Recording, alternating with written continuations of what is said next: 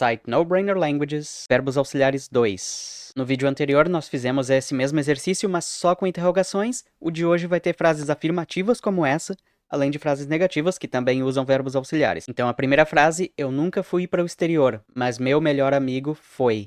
I have never been abroad, but my best friend, verbo auxiliar, 5 segundos.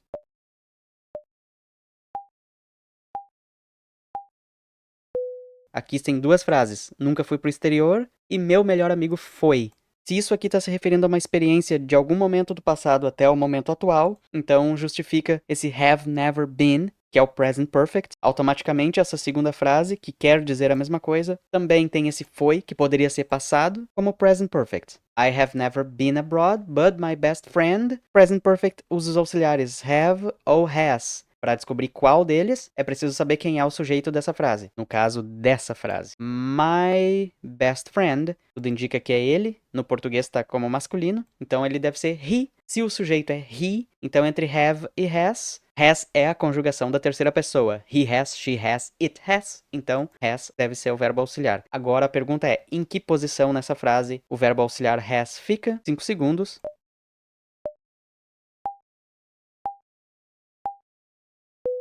Essa frase ela não é uma pergunta que obrigaria has a ficar antes do sujeito. O verbo auxiliar ele fica exatamente na posição onde o verbo que ele está representando fica, como está na tradução em português. Então, has fica no fim da frase também. I have never been abroad, but my best friend has. Eu admito que fui pego de surpresa. I admit that I caught by surprise. Verbo auxiliar.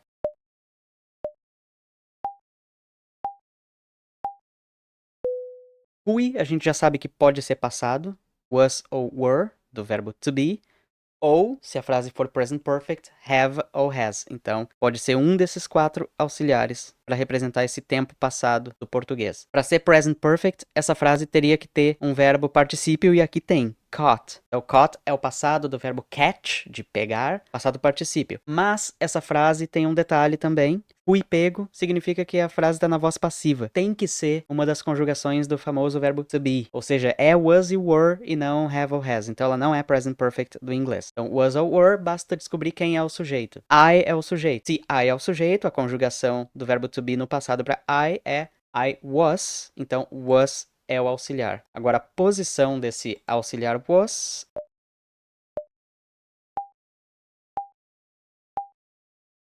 A frase é afirmativa, se fosse interrogativa viria antes do I, mas se é afirmativa, esse was vem imediatamente depois. I admit that I was caught by surprise.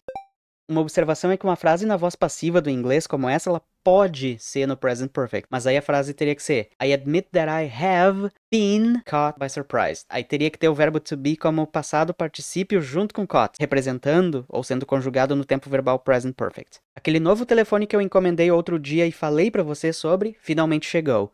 That new phone I ordered the other day and I told you about finally arrived. Verbo auxiliar.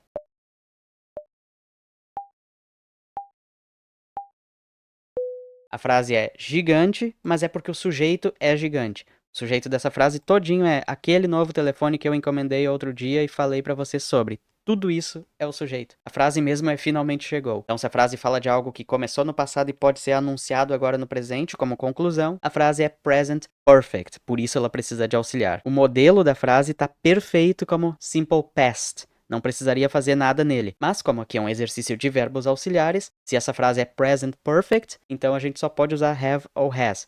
Aí basta saber quem é o sujeito enorme da frase, que é isso, aquele novo telefone que eu encomendei outro dia e falei pra você sobre. That new phone I ordered the other day and I told you about. Tudo isso é o sujeito. Tudo isso, então, it has. Auxiliar has. Agora, a posição desse has, nesse monte de opções.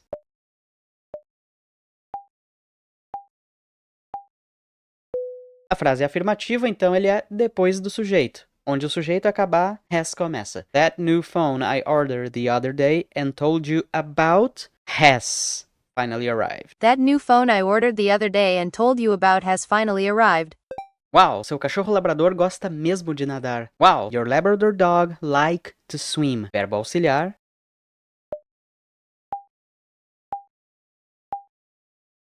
Essa frase, para ela estar correta sem necessidade de ênfase, esse like teria que ser likes. Your Labrador dog likes to swim. Dando ênfase na voz, a frase já estaria perfeita. Mas tá faltando esse S, porque your Labrador dog pode ser he, she ou it na prática. O auxiliar seria do, porque a frase é simple present, mas como o sujeito é terceira pessoa, o cachorro é ele, então o auxiliar é does. Agora, a posição desse does nessa frase.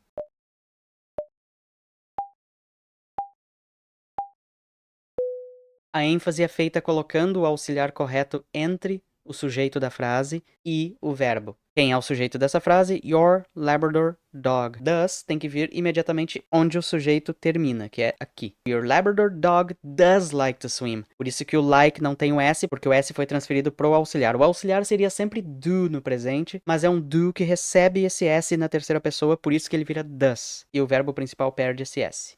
Mary e a amiga dela gostam de verão, mas eu não. Mary and her friend enjoy summer, but I not. Verbo auxiliar.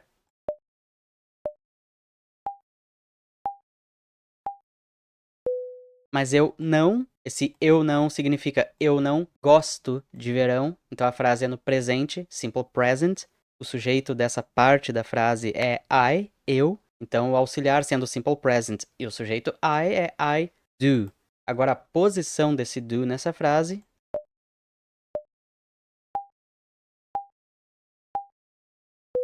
E essa parte da frase é negativa, a regra diz que o not vem imediatamente depois do auxiliar, ou seja, o auxiliar vem antes de not. Então, not aqui, do imediatamente antes. Mary and her friend enjoy summer, but I do not. Esse do not, lembrando, pode ser contraído como don't. Mary and her friend enjoy summer, but I do not.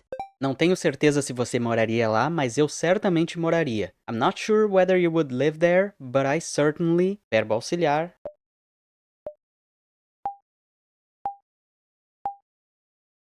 Se o morar tá como moraria, ia é o futuro do pretérito, que em inglês é feito com o verbo modal would.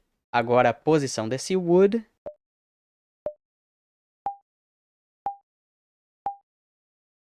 A posição dele é exatamente onde o verbo que ele está ajudando ficaria. Ele sozinho carrega a ideia de moraria, então I certainly would. I'm not sure whether you would live there, but I certainly would. I'm not sure whether you would live there, but I certainly would.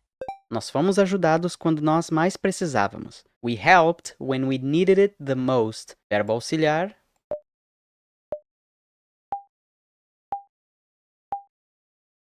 Essa frase, então, fomos é passado. Lembrando, passado pode ser was ou were. Mas se for present perfect, que também é traduzido como passado no português em muitas ocasiões, pode ser have ou has. Essa frase, ela tá na voz passiva. E a voz passiva exige o famoso verbo to be também no inglês. A não ser que a frase já tenha been. E aí ela precisa só do auxiliar have ou has se ela estiver na voz passiva e no present perfect ao mesmo tempo. Aqui não tem been em lugar nenhum. Então ela já não está com a voz passiva embutida, nós vamos ter que criar a voz passiva. Voz passiva é verbo to be. Então se o sujeito da frase é we, dos dois, a conjugação correta do verbo to be no passado é were. Agora a posição desse were.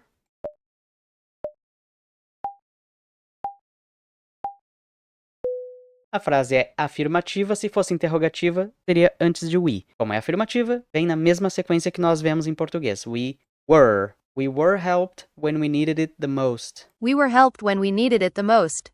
Simple past na voz passiva. Eu vi muitas árvores na minha vida, mas nenhuma como essa. I seen many trees in my life, but none like this one. Verbo auxiliar.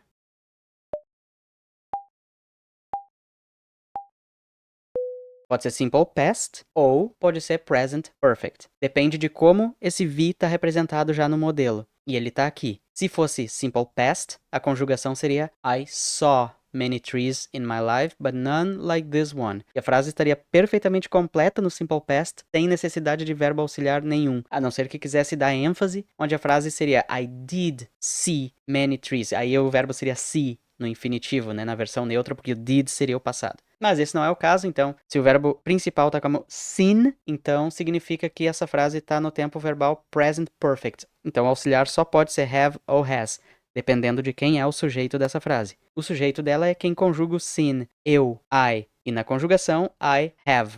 Agora, a posição de have.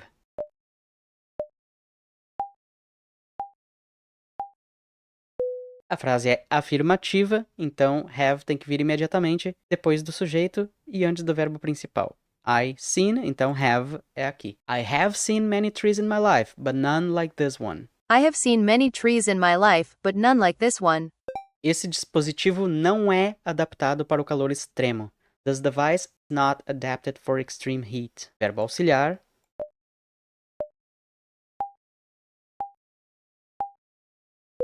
É, conjugação do verbo ser. Verbo ser é o famosíssimo verbo to be do inglês. É presente. Então tem que ser am, is ou are, um deles. Depende de quem é o sujeito. This device, esse dispositivo, é ele. No inglês é uma coisa, então it. É it, a conjugação do verbo to be é it is. Agora a posição desse is.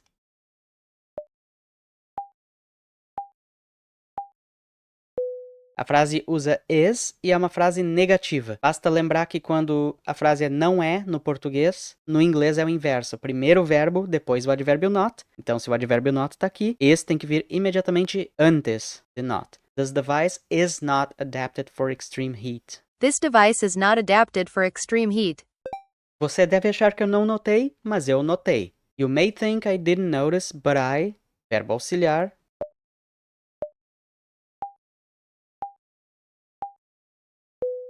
Eu notei, frase no passado. A gente sabe que passado é confuso no inglês porque pode ser simple past ou present perfect. Notei, verbo do léxico notice, então esse verbo vai ser repetido em algum lugar na frase. O auxiliar que substitui esse verbo para ele não precisar ser repetido tem que estar no passado. O verbo auxiliar do passado para verbos léxicos, no simple past, só pode ser did. Agora a posição do did.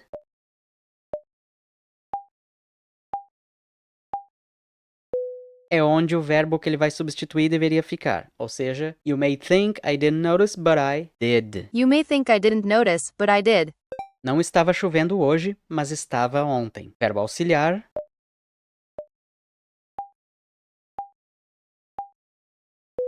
Estava, do verbo estar, famoso verbo to be. Se está no passado, tem que ser was ou were, depende de quem é o sujeito da frase. No português não existe um sujeito de quem está chovendo, se é a nuvem, se é a natureza, a gente não tem um sujeito. Em inglês, usa it como padrão só para justificar o verbo conjugado nela. Então, se esse é o sujeito, it, a conjugação do verbo to be no passado para it é was. Agora, a posição desse was...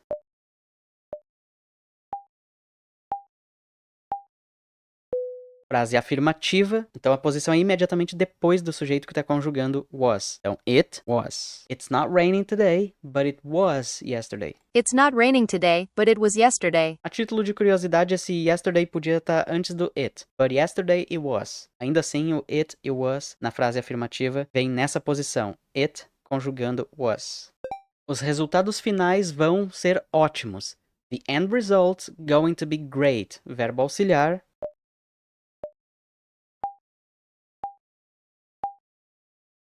Essa frase eu preciso explicar que ela está no futuro, mas no inglês não é qualquer futuro, é o going to. Se tem esse going to, a frase está no tempo verbal immediate future, futuro imediato. O verbo que nós usamos é sempre o verbo to be. E se é futuro, a gente usa a conjugação do presente junto com going to, e isso vira futuro. Agora, qual das conjugações do verbo to be depende de quem é o sujeito. Se o sujeito é the end results, então ele equivale a they, e a conjugação para they do verbo to be é are.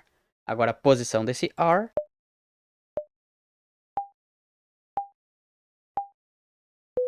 A frase é afirmativa, então ficaria nessa sequência, they are. Ou seja, depois do sujeito. Sujeito sendo the end results. Depois de results, onde acaba o sujeito, começa o verbo. The end results are going to be great. The end results are going to be great. Eu acho que o vizinho ao lado sabe sim o que realmente aconteceu. I think the neighbor next door know what really happened. Verbo auxiliar.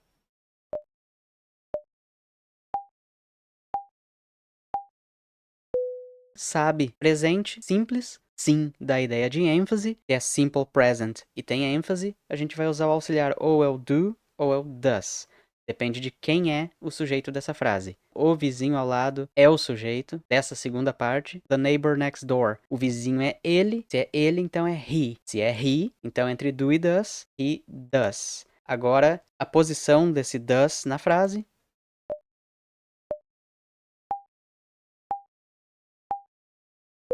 Onde acabou door, começa o auxiliar. Então, I think the neighbor next door does know what really happened. I think the neighbor next door does know what really happened. Você pode não se importar, mas todas as outras pessoas se importam. You may not care, but everyone else, verbo auxiliar.